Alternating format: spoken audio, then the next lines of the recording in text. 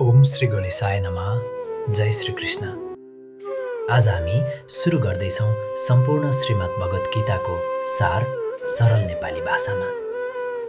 यो केवल एउटा कथा होइन, यो जीवनलाई बुझ्ने मार्ग हो। आजको पहिलो भागमा हामी जान्नेछौँ महाभारतको युद्ध सुरु हुनुअघि अर्जुन किन विचलित भए। कुरुक्षेत्रको विशाल मैदानमा दुई सेनाहरू आम्ने सामने उभिएका थिए।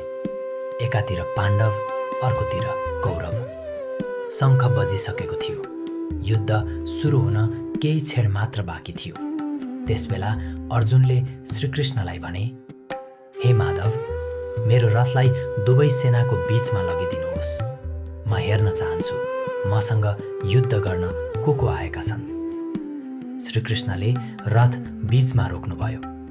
अर्जुनले वरिपरि हेरे। त्यहाँ आफ्नै हजुरबा भीष्म थिए, गुरु द्रोणाचार्य थिए, काका, दाजुभाइ, साथी र आफन्तहरू थिए। उनीहरूको अनुहार देख्ने बित्तिकै अर्जुनको मन बदलियो। उनका हात काप्न थाले, आँखा रसाउन थाले, धनुष हातबाट खस्न लाग्यो। त्यसपछि अर्जुनले दुखी हुँदै भन्नुभयो, हे कृष्ण, यी आफ्नै मानिसहरूलाई मारेर मैले के पाउने? यस्तो राज्य, यस्तो विजय, यस्तो सुख यदि आफ्नै परिवारको मूल्यमा प्राप्त हुन्छ भने मलाई त्यस्तो विजय चाहिँदैन। अर्जुनको मन करुणाले भरियो। उहाँ युद्ध गर्न अस्वीकार गर्नुभयो। रथमै बसेर उहाँले भन्नुभयो, म लड्न सक्दिनँ। श्रीकृष्ण मुस्कुराउनुभयो।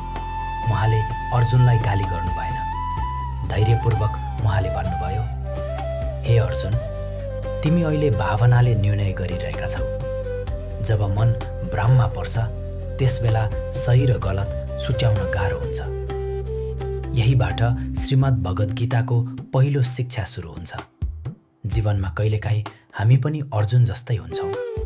समस्या आउँदा हामी डराउँछौँ, भावनाले भरिन्छौँ र सही निर्णय गर्न सक्दैनौँ।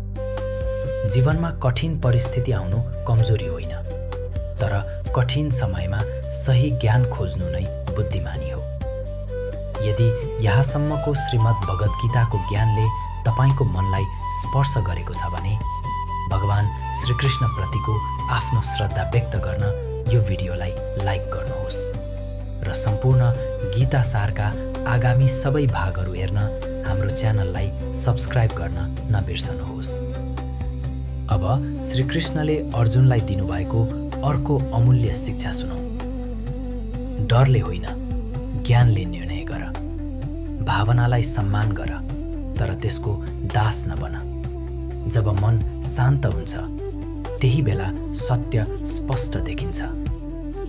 यदि आज तपाईँ पनि चिन्ता, डर, असफलता वा भविष्यको अन्योलमा हुनुहुन्छ भने याद राख्नुहोस्, अर्जुन पनि एक महान योद्धा भएर एक दिन कमजोर महसुस गरेका थिए। तर त्यही क्षणबाट गीताको अमूल्य ज्ञान सुरु भयो। कहिलेकाहीँ हाम्रो जीवनको सबैभन्दा अन्धकारपूर्ण क्षण नै सबैभन्दा ठुलो ज्ञानको सुरुवात हुन्छ। अर्को भागमा श्रीकृष्ण अर्जुनलाई आत्माको अमरत्वबारे बुझाउनुहुनेछ। किन उहाँले भन्नुभयो, आत्मा न जन्मिन्छ न मर्छ। यसको सरल नेपाली अर्थ हामी एपिसोड 2 मा बुझ्नेछौँ। यदि आजको गीता सारले तपाईँको मनमा शान्ति ल्याएको छ भने यो ज्ञान आफ्ना परिवार र साथीभाइसँग पनि साझा गर्नुहोस्। फेरि भेटौँला सम्पूर्ण गीता सारको अर्को भागमा। ओम तत्सत। जय श्री कृष्ण।